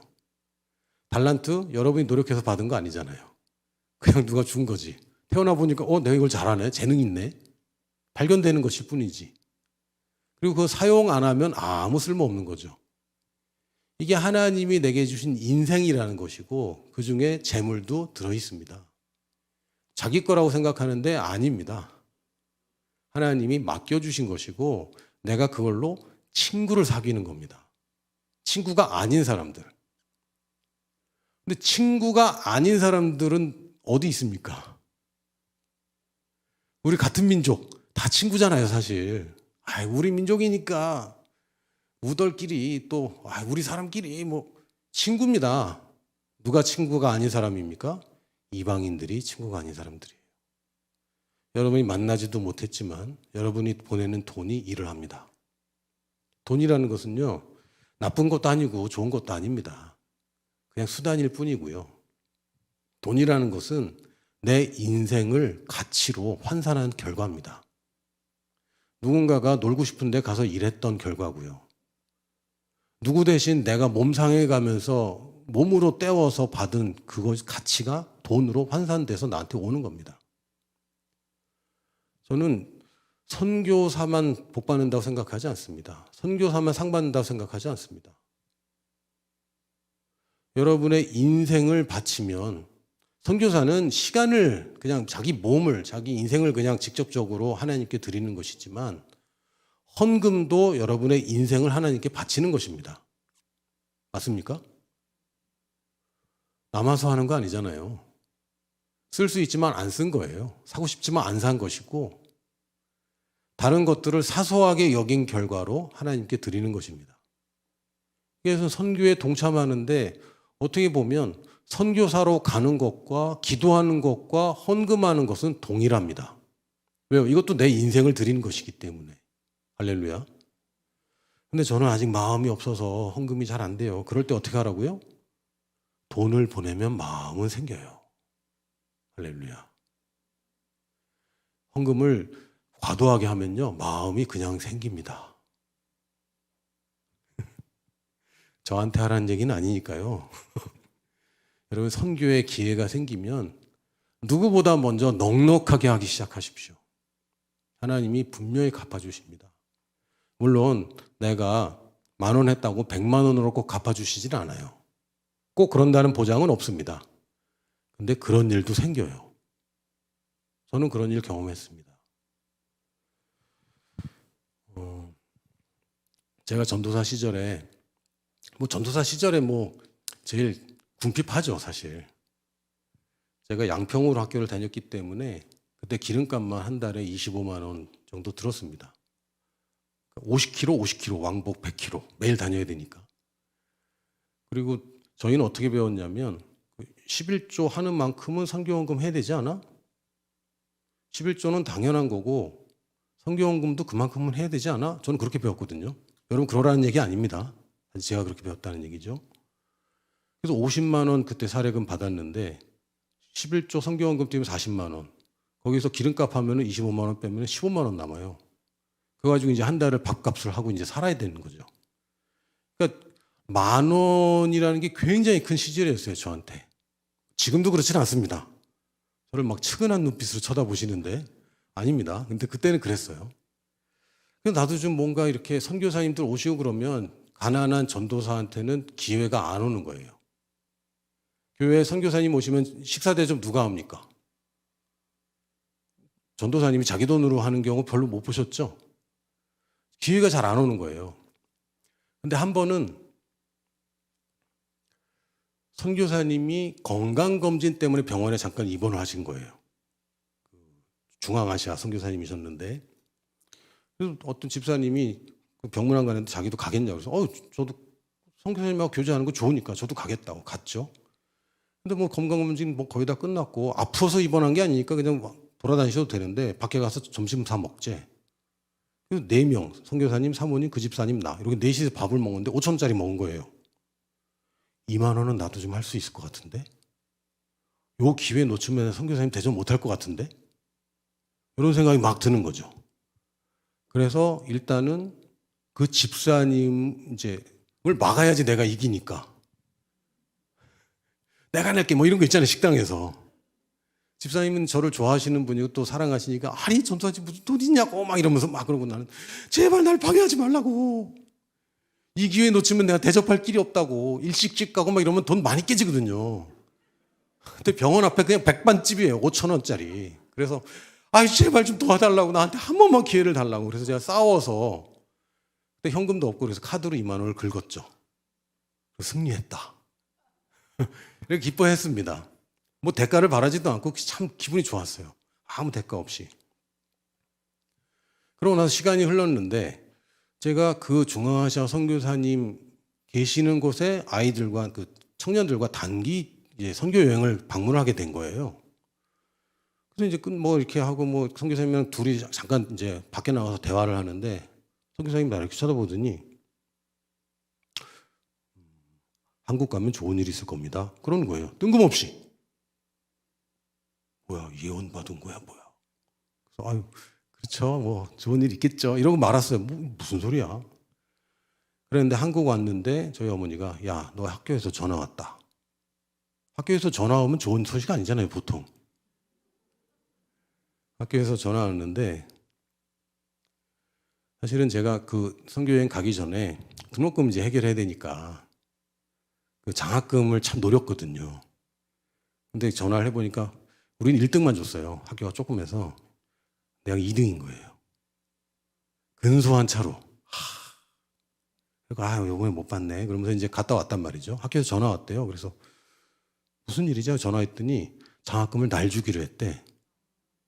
저는 2등이잖아요. 그랬더니 근데 내가 수업을 더 들었대.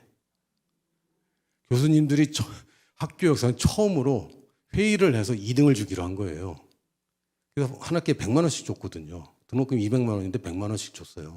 그래서 이건 100만 원 주시냐 그랬더니 아니래. 올해부터 200만 원으로 바뀌었대. 200만 원을 받은 거죠. 근데 그때 성령님이 나한테 하신 말씀을 잊지 못해요. 100배다. 그때 2만 원. 그때 백반 산 거. 그로부터 제가 선교 헌금 하는 것마다 100배를 받은 건 아닙니다. 아닙니다. 그게 아닌데 그때 제가 너무 감사했던 것은 하나님이 내 2만 원 받으셨구나. 하나님이 내 2만 원을 받으셨구나. 그걸 하나님이 보셨고 그걸 흡족해 하셨고 나한테 빚졌다고 생각하시는 거네. 그걸 이제 아는 거죠. 더 웃기는 게 뭐냐면 장학금은 여전히 100만 원이었던 거예요. 직원이 실수해서 1년 예산을 한 학기에 다 썼어. 그래서 전화했죠. 그래서 어떻게 하냐고 다시 돌려드려야 되냐고 그랬더니 한 번 지급되는데 할 수 없죠. 그래서 학교 역사상 처음으로 2등이 200만 원 탔습니다. 하나님이 이걸 맞춰주네. 제가 그 경험을 하고 났어요. 그럼 선교헌금 하는 게 아까울까요? 안 아까울까요? 가끔 아까워요. 사실은 계속 싸웁니다. 계속. 이 재물이라는 게 돈을 사랑하는 게 일만하게 뿌리라고 그랬잖아요. 계속 아깝다는 생각도 주고 사소한 것들이 커 보여요. 계속 싸웁니다. 한 번 뛰어넘었다고 얘들이 시비를 안 거는 게 아니에요. 끝까지 시비 겁니다. 계속해서. 그러나 계속 이기십시오. 계속 이기십시오. 이 돈의 가치를 여러분이 늘리세요. 내가 지금 쓰는 여기와 선교지에 갔을 때의 쓰임새의 가치를 비교를 꼭 하셔야 됩니다. 철저하게. 하나님이 절대로 잊지 않으십니다. 할렐루야. 그 다음에 제는 기도입니다. 약간 억지예요. 제사할 때 제자인데 제에 맞추다 보니까 그렇게 했습니다. 기도입니다. 기도. 선교사님들도 기도합니다. 근데 여기서 대량으로 좀 해주셔야 돼요. 대량으로. 선교사님들도 기도 안 하고 선교 활동 못 합니다. 만약에 기도 안 하는데 잘 된다. 그럼 뭐가 문제가 큰 거예요. 이상한 거예요. 근데 선교사의 기도로 충분하지 않습니다. 선교사가 기도를 부탁하는 거 되게 이상한 겁니다. 선수가 구단주한테 이거 제발 해달라고, 같이 좀 해달라고, 이런 거 얘기하는 것 자체가 지금 구단주가 역할을 잘 못하는 거죠. 이해하셨습니까? 그러니까 선교사가 기도를 좀 많이 해주십시오. 이거 지금 뭐 급합니다. 막 이런 말이 나오는 것 자체가 지금 뭔가가 좀 어긋나 있는 겁니다. 먼저 물어봐야죠. 선교사님, 뭘 위해서 기도해 드릴까요?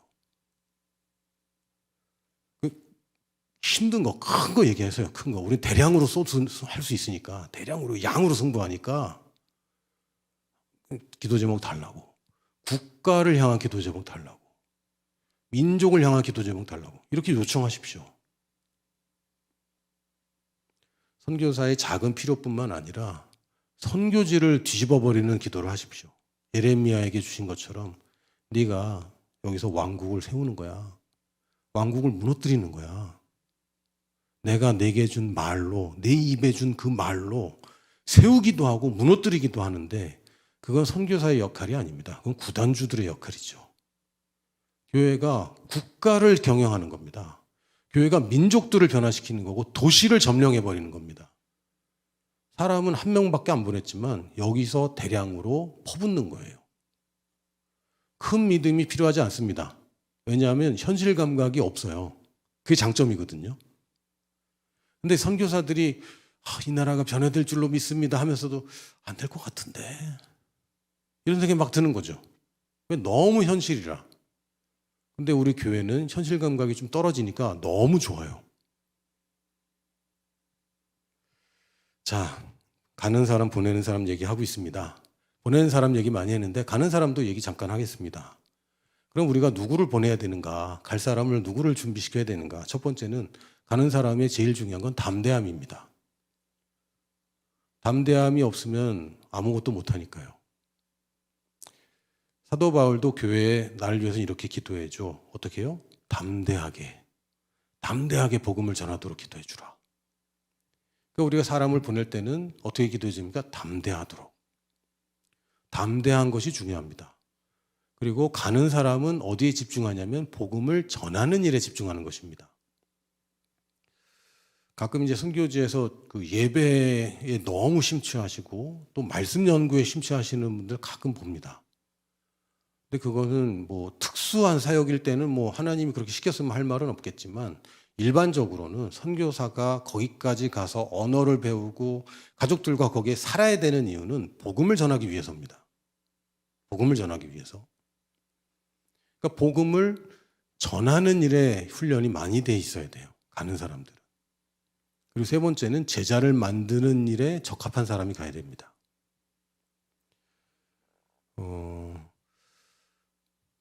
이제 저희도 이제 선교사를 파송할 때 이사회에서 인터뷰를 같이 합니다. 제가 대표가 혼자 결정하는 게 아니라 이사님들이 같이 이제 하거든요. 근데 사실은 인터뷰로 사람을 이렇게 판단하기는 참 어려워요. 참 어렵고 제가 지금까지 선교지 파송되는 선교사님들 치고 비전이 훌륭하지 않은 분들은 한 번도 못 봤어요. 다 좋습니다. 다. 그렇죠. 비전은 저는 5년 있다가 큰 위기를 겪을 거고요. 이런 비전 얘기하는 사람은 없어요. 저는 실패할 겁니다라는 비전 얘기하는 사람은 없어요. 가정에 문제가 생길 겁니다. 병이 날 겁니다. 이런 얘기하는 사람 아무도 없어요. 다 좋은 얘기합니다. 제자를 삼겠다는 비전은 다 가지고 있어요. 근데 저는 뭐라고 물어보냐면 물론 이제 실제 이사회에서는 얘기를 안 합니다. 그런데 사석에서 물어봅니다. 당신은 지금 뭐 하고 있습니까? 이거 물어보면 이 사람이 준비됐는지 안 됐는지 그냥 나오는 거예요. 당신 뭐 하고 있습니까? 뭐 할 거냐는 얘기 그만하고 지금 뭐 하고 있는지를 얘기를 해라. 그러면은 준비가 됐는지 안 됐는지가 나오는 거죠. 여기서 지금 제자 만드는 일을 하고 있는 사람을 보내셔야 됩니다. 다른 거 다 잘해도 제자 못 만드는 사람 가면은 안 되겠죠. 그렇죠? 제자 만드는 일을 하고 있고 열매가 있는 사람을 보내십시오. 그리고 지금부터 여러분들이 그런 사람들을 키워줘야 됩니다. 어느 순간에 어디서 생기겠지. 아니에요. 그렇게 하시면 안 되고 더 효과적인 것은 제자 만드는 일을 여러분들 격려해 주시고 제자 만드는 일을 잘하는 사람들이 생기도록 이렇게 해줘야 됩니다. 자, 보내는 사람들은 그럼 뭘 해야 되느냐? 간절함을 여러분이 이제 구하셔야 됩니다. 담대함은 굉장히 담대해요. 그런데 간절함은 선교사들보다는 좀 떨어질 수밖에 없어요. 왜? 내 일이 아니기 때문에. 피부에 와닿지 않기 때문에.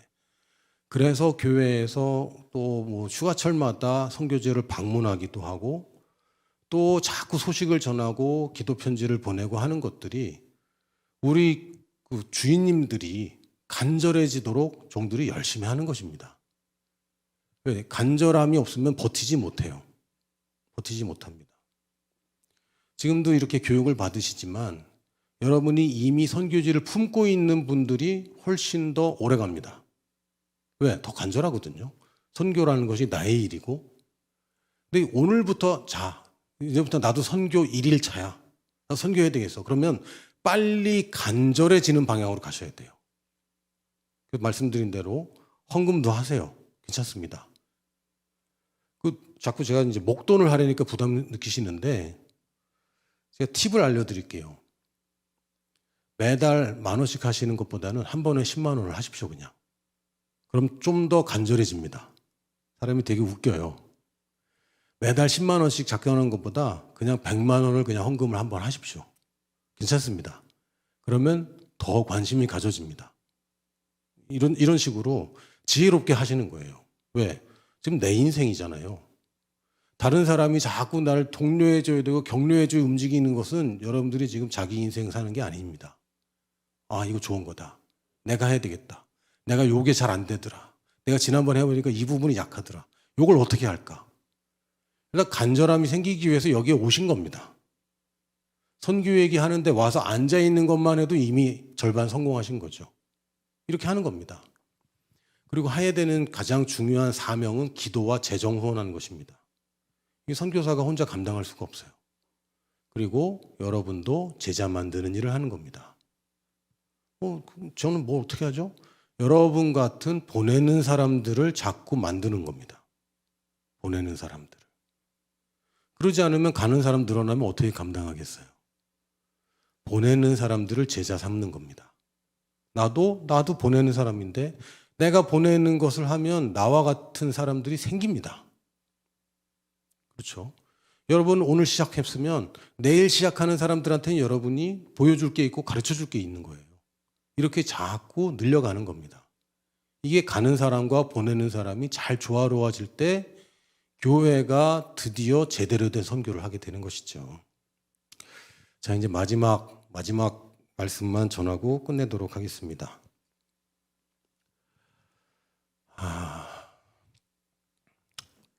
이게 이 전체의 그 강의 요점 정리입니다. 지금까지 8주 동안 여러분 너무 감사하고 잘 들으셨는데 그래도 복습하는 의미에서 그 요점만 간추리면 일단 하나님의 시점에서 보는 것입니다. 내 시점에서 성경 보면요 다 오해됩니다. 아까 제가 편지 말씀드렸죠. 그거 오해하기 쉬워요. 지금 내 마음대로 성경을 보기 시작하면 다 할 수 있습니다. 뭐 이단들 똑같은 성경 쓰고 있잖아요. 근데 어떻게 하죠? 자기 마음대로 쓰죠. 하나님의 시점에서 봐야 됩니다. 하나님이 모든 민족에게 복음이 전해져야 돼. 그러면 그 시점에서 봐야 돼요. 근데 다 자꾸 자기 시점에서 봐요. 그럼 어떻게 되냐면 하나님 너무 어려워요. 하나님 너무 안 돼요. 너무 힘들어요. 잘 안 돼요. 이런 소리 하는 거죠. 근데 주님 뭐라 하셨어요? 너희는 안 된다 그러지? 눈을 들어 밭을 보니 이미 휘어져 추수할 때가 됐다. 하나님의 관점에서 보면요. 야, 여기는 누가 가기만 하면 내가 다 준비해놨는데 왜 아무도 안 가지? 왜 아무도 안 보내지? 저기도 지금까지는 안 됐지만 한 사람이 예비되어 있는데 왜 이렇게 안 하지? 예수님의 시점은요. 거라사에 있는 그 귀신 들린 사람이 가장 적임자예요. 사람들이 볼 때 아무도 안 된다 그러고 거기는 돼지 치는 데예요. 거기는 이방이에요. 거기다가 미친 사람은 예수님은 그 사람 한 사람 구하려고 밤에 제자들 생고생시켜서 밤새도록 바다 건너가서 한 사람 구원해놓고 보내고 다시 돌아오는 겁니다. 사마리아는 안 돼요. 근데 한 여자가 준비되어 있잖아요. 이 예비된 여자 한 사람이 동네를 뒤집지 않습니까? 하나님 시점으로 보면 안 된다는 말은 안 돼요. 근데 우리가 자꾸 우리 시점으로 보고 있어요. 말씀도 우리 생각으로 나의 필요를 채우는 것으로. 아니죠. 하나님의 필요를 내가 어떻게 채울 것인가?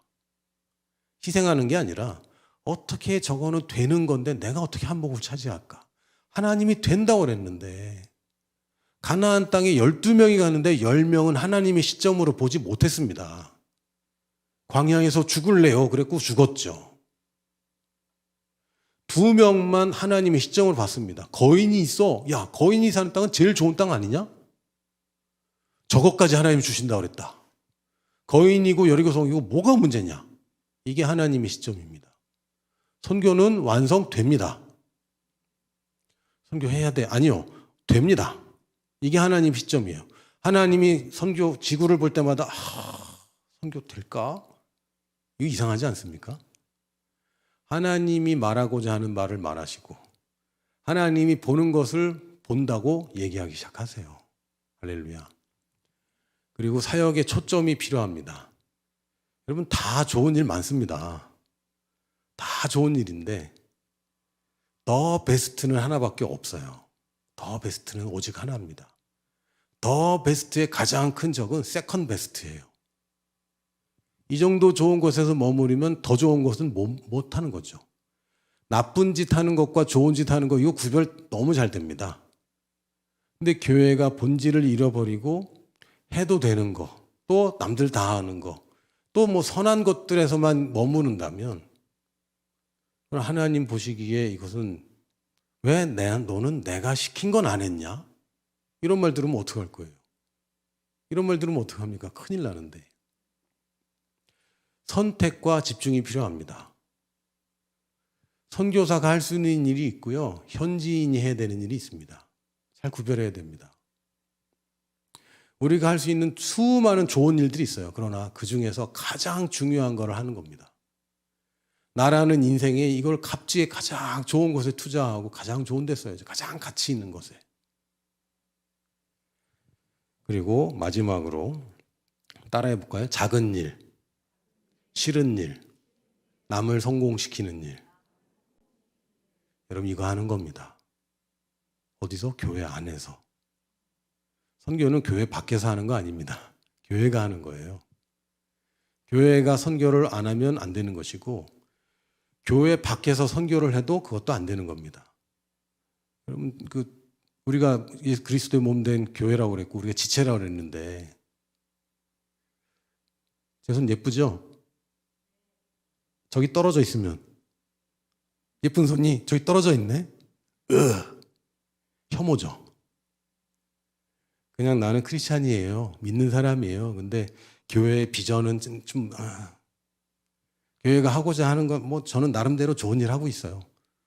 어디 그런 얘기가 있습니까? 그거 잘못된 얘기입니다. 여러분 교회에 헌금하는 게 아깝다. 죄송합니다. 그럼 교회 옮기셔야죠. 왜 인생을 낭비하고 있습니까? 내가 지금 모든 걸 다 바쳐도 되는 교회로 가셔야죠. 죄송합니다.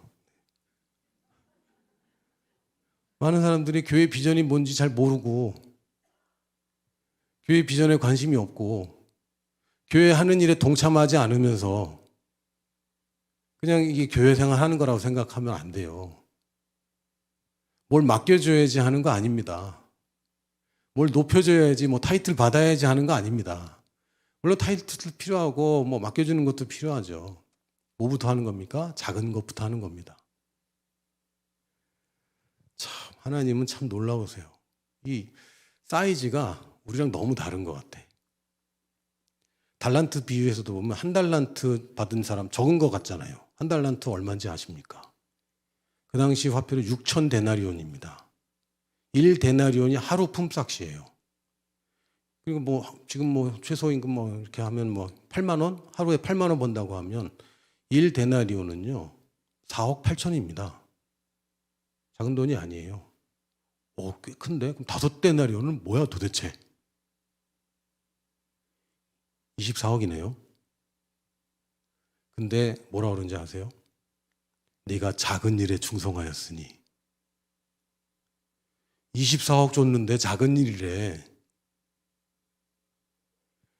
5달란트 준 사람한테 5달란트 남겼다니까 야, 네가 작은 일에 충성하였으니 내가 큰 일을 맡겨야 되겠다. 이런 얘기를 하시는 거예요. 왜 작은 일입니까? 돈은 크지. 오늘도 하는 거고 내일도 하는 거고 그 다음날도 하는 거고 큰 돈도요. 작은 일로 이루어진 겁니다. 큰 돈이라고 해서 큰 일이 되는 게 아니에요. 큰 돈이든 뭐든지 간에 작은 일들입니다. 다 사소한 일들이고요. 내가 사소하다고 생각하고 별거 아니라고 생각하는 것부터 이루어지는 겁니다. 여러분이 제자가 되길 원합니까? 작은 일부터 하는 겁니다. 싫은 일부터 하는 겁니다. 그리고 남을 성공시키는 일을 하는 겁니다. 이거 다 싫어해요. 다 나를 도와줘서 내가 성공하길 바라지. 그런데 여기 작은 일에, 싫은 일에, 남을 성공시키는 일에 집중하는 사람이 성장합니다. 할렐루야. 이게 교회입니다. 이런 사람들이 있는 곳이 교회인 것이고, 그래서 교회가 선교의 주체가 될 수 있습니다. 교회는 여러분이 다니는 곳이 아니에요. 교회 다녀요, 안 다녀요? 다니는 데가 아니에요. 내 소속인 곳이지. 내가 여기 뿌리가 있는 곳이고 나는 여기 사는 사람입니다. 여러분, 주일 예배 다니는 거 아닙니다. 주일 예배는요, 일주일간 예배를 시작하는 겁니다. 주일날 모여서 그래, 우리 이렇게 살자. 내 삶은 이렇게 살아야 돼. 삶의 예배를 이렇게 드려야 돼. 이게 예배의 본질이야. 아, 하나님 말씀이 이랬어. 주일 성수하는 거 아닙니다. 주일 예배는 한 주간 예배를 시작하는 것이고, 여러분의 진정한 예배는 교회 문 밖을 나가면서 시작하는 겁니다. 할렐루야. 여러분의 믿음을 교회를 위해서 쓰는 거 아니잖아요. 세상을 위해 쓰셔야죠. 세상을 변화시키는 것이 교회입니다. 세상에서 보호하는 것이 교회가 아니라 세상을 침노하고 정복하고 다스리는 것이 교회입니다. 할렐루야.